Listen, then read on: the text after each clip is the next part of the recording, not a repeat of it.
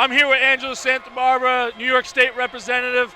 Tell us about how you think of the fight so far this evening. Well, look, I think it's an exciting night, but it always is when MMA is in the mix. And I think to see local fighters be able to compete like this, and to be able to know that someday they can compete professionally now, it just makes it that much more exciting. It was so important to have all these fans that you see here today, everybody involved, to really rally to get that bill passed in the Assembly and to see it signed into law. It was an exciting day, a historic day for New York, and now to see that translate into more athletes, people getting involved, and the sport is actually becoming better because we are now allowing professional competition here in New York State. Like you mentioned, after making the legislation pass and become legal in New York State, you have third-party sanctioned bodies like the USMTA among the few. How has this helped the economy in New York, regulating and passing the bill for MMA? A tremendous economic impact because we are seeing now the people that had to leave the state go to other states to compete professionally. They brought fans, they brought tourism dollars with them. Now we're seeing that reverse trend happening where people are actually coming here to New York. Because everybody knows in New York we got the best athletes and we certainly got the best fans because we saw it here today with this crowd that's here at the Armory. But we're seeing more people get involved in the sport. We're seeing economic opportunity in training facilities. We're seeing economic opportunity. We're going to be hosting our first event at Rivers Casino in Schenectady. That's something that we haven't seen in a long time, an event that big, an event that exciting in the Electric City. I'm looking forward to that. But we're seeing more and more venues take it up, more and more people being attracted to our upstate cities. With it comes tourism dollars. It boosts the local economy. It helps our local businesses, and the list goes on and on. As a legislation, everyone's always looking for the safety of fighters to improve upon it. Is there anything in the future to help improve upon the law, the legislation, to continue moving forward in the best progression possible? I think what MMA? we're seeing it that the sport is evolving. The sport is becoming better because now we do have professional competition. So all eyes are on the sport, how to keep it safe, how to make sure the athletes are protected. That language was in that bill to make sure that everybody's protected, everybody's on the same page. And just like any other sport, you can get involved.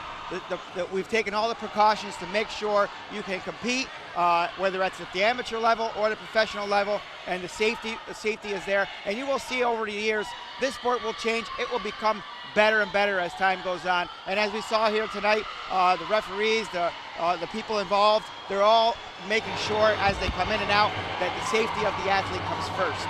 Angela, I know you're a big fan of Cage Wars MMA. Are you a big fan of Bellator UFC? I've been watching MMA for a very long time, so I support all the venues, Cage Wars, all the promotions that happen with MMA, all the different organizations that are trying to bring this sport to the next level. They have my support. They've had my support because this sport is something we should open up to all athletes. We have people like Tommy Marcelino in Amsterdam trying to get involved at the professional level, and they've been able to do that. You will see other athletes come into the sport, and you will see these organizations thrive and prosper. They're all working towards the same goal. They're all working to make the sport better and safer.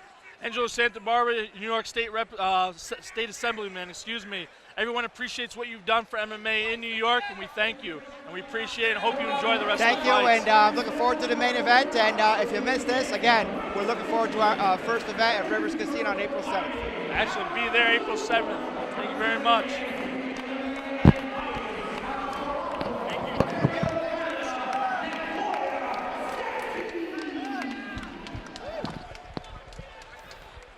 And we're going to hop right into our next fight. There's going to be no intermission tonight because, hey, we're moving right through.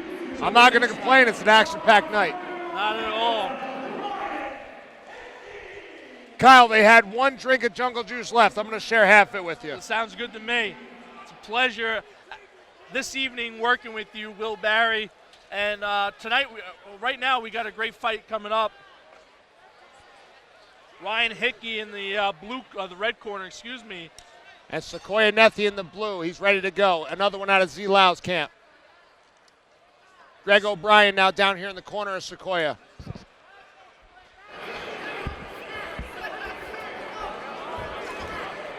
Hickey's looking for that takedown. Nequoyah, I met Nequoyah last time at the after party. Very quiet, very humble, very appreciative kind of guy. He wants more fights. He's a Canadian as well.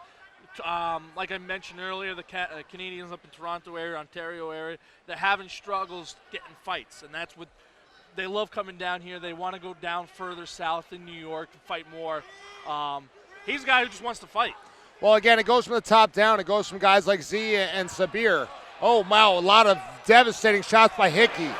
And like you've seen throughout the entire night, ladies and gentlemen, these two fighters have more than 2 fights here. They can strike to the head. Wow, this is not good. This ref is grounded. looking. This ref is looking. He may stop this if he doesn't intelligently defend. There we go. Good job, Nequoyah.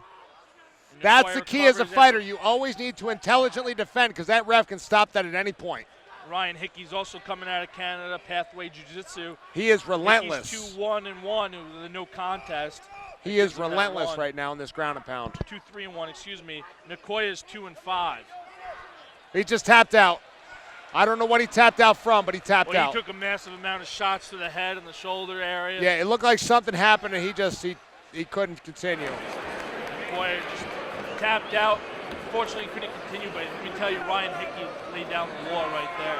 That was nothing but relentless pressure from Bell right to the ref stop.